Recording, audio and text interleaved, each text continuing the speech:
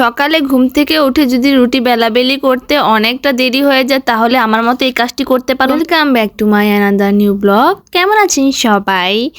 আশা করছি সবাই খুব ভালো আছেন, আমিও ভালো আছি। তো এই যে আমি গত রাতে রুটিগুলো বেলে এরপর যেই পেট খাতা আছে সেই খাতাগুলো একটা একটা করে ছিঁড়ে আমি সেই রুটিগুলোর মাঝে মাঝে দিয়ে ভিতরে একটুখানি আবার গুঁড়ি ছিটিয়ে দিয়েছি, দিয়ে আবার একটা রুটি দিয়ে উপরে আবার একটা পেট খাতা দিয়ে দিয়েছি, তারপর আরেকটা রুটি দিয়ে এভাবে করে আমি সবগুলো রুটি তারপর ফ্রিজে নরমালে রেখে দিয়েছি। এরপর সকালে উঠে এই দেখেন আমি ভেজে নিচ্ছি। একটা রুটিও কিন্তু একটার উপর একটা লেগে খুব সুন্দরভাবে রয়েছে। তো এদিকে আমার রুটি ভাজাগুলো হয়ে যাচ্ছে, আমি এক এক রুটিগুলো ছেঁকে নিচ্ছি। আর এইদিকে আজকে করব হলো সোয়াবিনের কষা, মানে আলু দিয়ে সোয়াবিন কষা করব। যেহেতু আমরা এক সপ্তাহ যাবত এখন নিরামিষ খাবো, সামনে শিবরাত্রি ব্রত, আবার আজকে যেহেতু একাদশী তার জন্য আজকে সোয়াবিনের কষাটা করে নিচ্ছি আলু দিয়ে।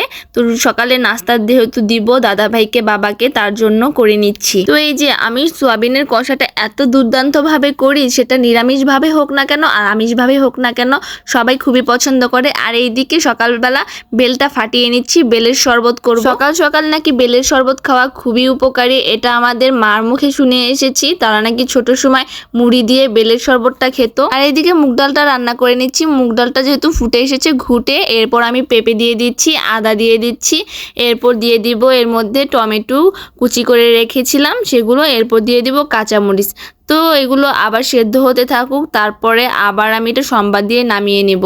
তার এইদিকে যেহেতু ডালটা হয়ে গিয়েছে, এখন আমি একটা স্পেশাল রেসিপি দেখাবো। একটা খুবই সাধারণ সবজি, সেটাকে আমি কি এতটা অসাধারণভাবে রান্না করা যায় সেই রেসিপিটাই আজকে করে দেখাবো। আপনারা এই রেসিপিটা খাওয়ার পরে অবশ্যই আমার নাম নিবেন, 100 বার বলছি। তো আমি চিচিঙ্গাটাকে যে এই সাইজের করে কেটে নিয়েছি, এরপর হলুদের গুঁড়ো মরিচের গুঁড়ো দিয়ে আমি একটু ভেজে নিয়েছি, মানে ভাজা ভাজা করে।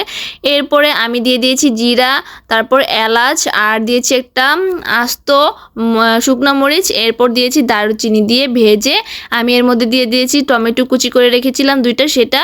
এরপর দিয়ে দিয়েছি আমি স্বাদ মতো লবণ, আদা পেস্ট, মরিচের গুঁড়ো, হলুদের গুঁড়ো আর একটু জিরা গুঁড়ো দিয়ে আমি এটাকে ভালোভাবে কষিয়ে নিয়েছি। একটু জল দিয়ে দিয়েছি যাতে নিচে না লেগে যায়। এরপর কষিয়ে নিয়ে আমি এর মধ্যে দিয়ে দিয়েছি পোস্ত বাটা, হ্যাঁ পোস্ত বাটা, তার মধ্যে দিয়ে দিয়েছি আবার টক দই। তারপর দিয়ে আমি এটাকে খুব ভালোভাবে কষিয়ে নিয়েছি। এখন আমি ভেজে রাখা চিচিঙ্গাগুলো দিয়ে দিচ্ছি, দিয়ে আমি আবার খুব ভালোভাবে কষিয়ে নিই। গরম ভাতের সাথে এই রেসিপিটা যে কি দুর্দান্ত লাগে, একবার খেলে আপনারা আমার নামটা ভুলবেনই না। বিশ্বাস না হলে একবার হলেও খেয়ে দেখুন। এরপর আমি কষানোর শেষে জল দিয়ে দিয়েছিলাম। তারপর এখানে আমার জলটা টেনে এসেছে, আমি যেহেতু মাখা মাখা ঝোল রাখবো, তো সে পর্যায়ে আমি 1 চামচ ঘি দিয়ে দিচ্ছি, এর মধ্যে একদম খাঁটি ঘি। তো দিয়ে আমি একদম এই পর্যায়ে নামিয়ে নিব। তো কেমন হয়েছে আজকের রেসিপিটি অবশ্যই বলতে ভুলবেন না।